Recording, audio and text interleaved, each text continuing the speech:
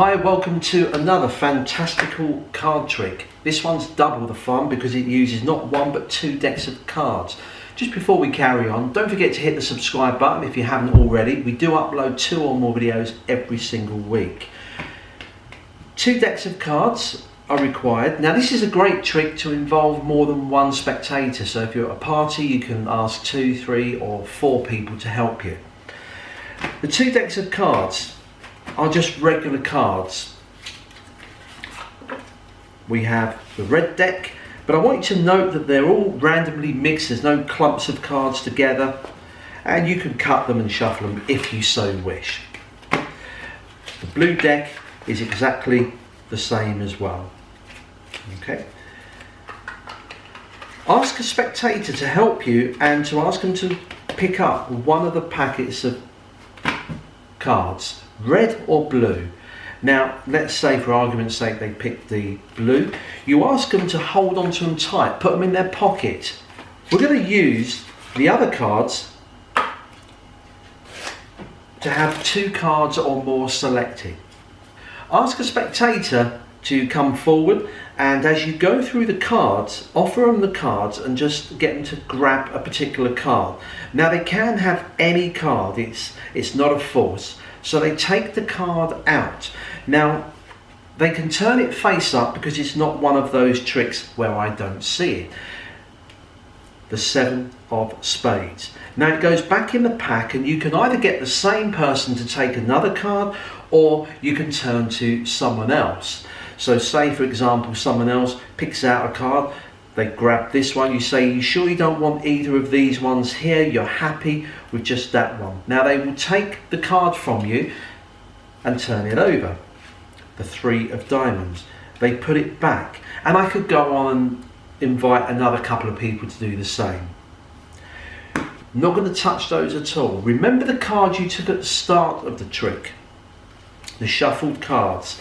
I want you to remove those, and you get the spectator to take them out, tip them out and give them to you to put down beside the red.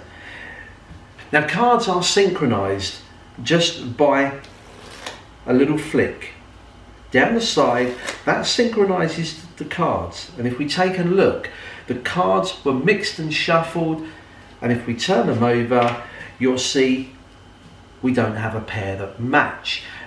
That's because we're not synchronizing the whole pack. Remember, the cards that you guys chose were totally random. All you did was pick a card, take it out, turn it face up and put it back where it came from. As we go through, you'll notice no pairs of cards match. They're totally mixed and randomized. As we go through the pack, we come to our first chosen card, the 7 of spades.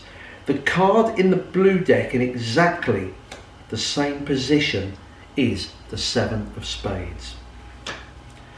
We'll carry on, and again note that no 2 cards match as we go through. All shuffled and mixed. We come to the second choice, the 3 of diamonds. The card in the blue deck happens to be synchronized with its partner, the 3 of diamonds.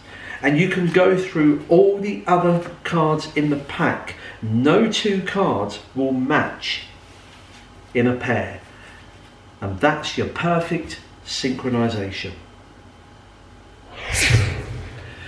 Now this particular trick is one that can be used with other types of cards. I often perform this using tarot cards because it adds a bit of mystery and magic to the routine.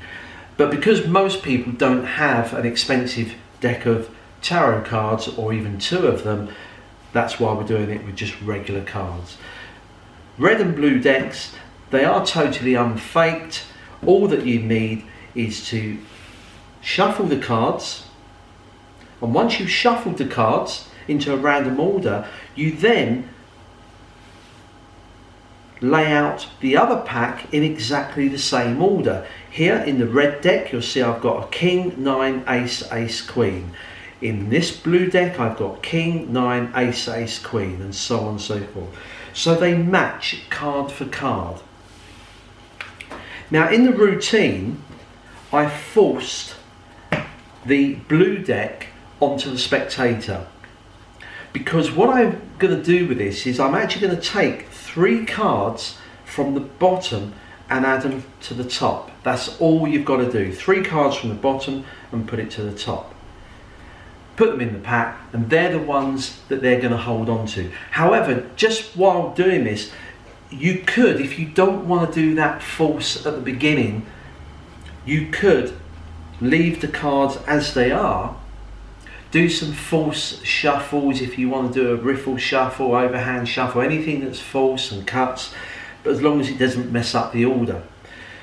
You could have them the same, and then later on, whichever pack they choose, because they're both the same, if they chose the reds, as you pull the cards out, you could leave 3 cards behind accidentally and then tip them out and put them on the top there. A classic move among magicians, but that's up to you if you want to do it on the fly.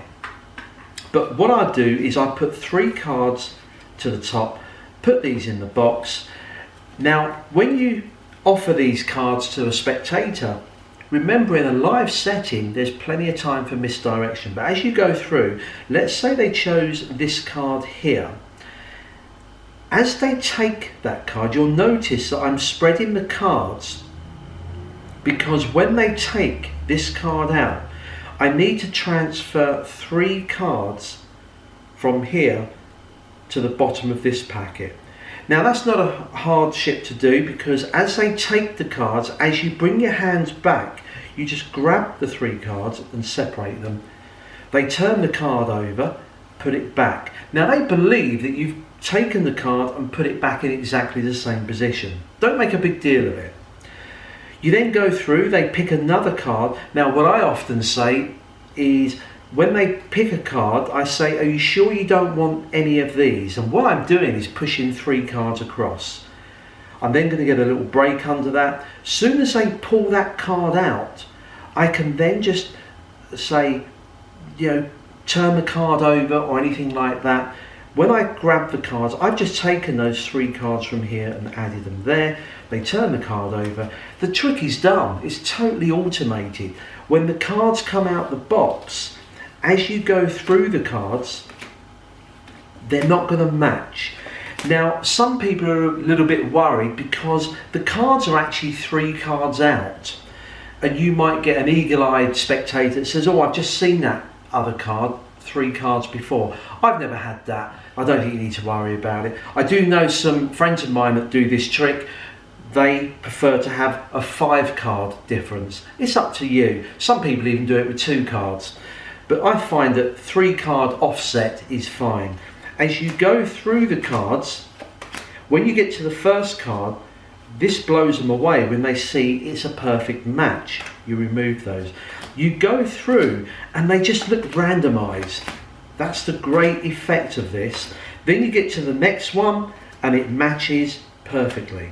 As I said, doing this with tarot cards is great for that mystery. You can turn the pack over, spread them, and just emphasize that they're totally mixed.